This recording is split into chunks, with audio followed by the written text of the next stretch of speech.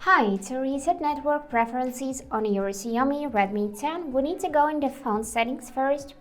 Here, select the smart connectivity options and then scroll a bit to see this feature reset Wi-Fi, mobile networks and Bluetooth. So this will reset all network settings.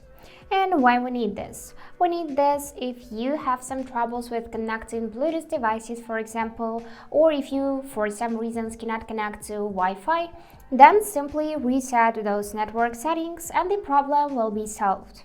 For that, just tap this arrow on the bottom of the display. Here you need to enter your PIN code or password if you have one. Tap the next button and confirm that you wanna reset your network settings. And also notice that this might take several seconds and you won't be able to undo this action. So let's tap OK button, and now network settings have been reset. So that's it for today. Hope this video was helpful and thank you for watching.